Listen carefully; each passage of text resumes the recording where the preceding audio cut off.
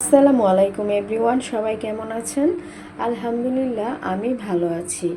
Welcome to my daily blog. আবারও আপনাদের মাঝে একটি নতুন ব্লগ নিয়ে হাজির হয়ে গেলাম। এটা ছিল আমার গতকালকের রান্নাবান্না। আমাদের বাসায় আজকে 3-4 দিন ধরে লাইনের গ্যাসটা সমস্যা করছে, এই জন্য ঠিক মতো ভিডিও আপলোড করতে পারছি না। যেহেতু রান্না করতেই কষ্ট হচ্ছে, তাহলে আর আপলোড করব কি বলেন? যাই হোক, এটা আমি গতকালকে রান্না করেছিলাম করলা ভাজি আর গরু মাংস। তো বন্ধুরা, চলেন আপনাদের সাথে কিভাবে রান্না করলাম গল্পগুলো শেয়ার করি। যেহেতু পাশের ফ্ল্যাটে গিয়ে রান্না করতে হয়েছে, তাই খুব কষ্ট করে রান্না করতে হয়েছে। এই জন্য ভিডিওগুলো বেশি একটা করতে পারিনি, যেহেতু অন্যের ঘর, অন্যের চুলা, একটু রান্না করতে কষ্ট হয়েছে। আর তার উপরে ভিডিও করব কিভাবে, তারপরও যতটুকু পারি চেষ্টা করেছি। তো এই তো আমি করলা ভাজি কিন্তু বসিয়ে দিয়েছি বন্ধুরা। একসাথে করে পেঁয়াজ, কাঁচামরিচ, উস্তা, এগুলো সব কিছু ধুয়ে একসাথে বসিয়ে দিয়েছি বন্ধুরা। তো এই হচ্ছে করলা ভাজি, এটা আমি তেলের মধ্যেই ভাজবো।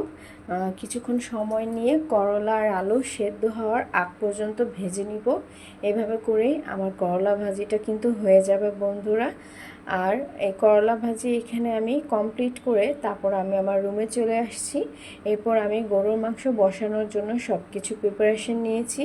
যেহেতু আমি পাশের বাড়িতে রান্না করব, এজন্য আমি মাখিয়ে সব কিছু বসিয়ে দেওয়ার চেষ্টা করেছি।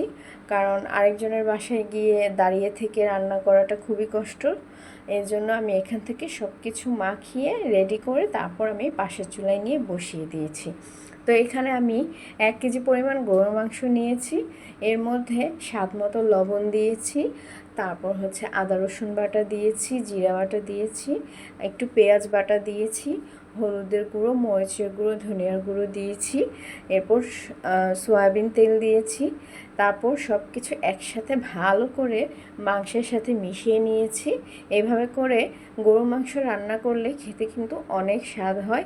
এখানে কিছু হাড্ডি ছিল, এই হাড্ডি সহ আমি মাংসগুলো মাখাতে গেলে আমার হাত কেটে যায়, এজন্য আমি হাড্ডিগুলো শেষের দিকে অ্যাড করেছি।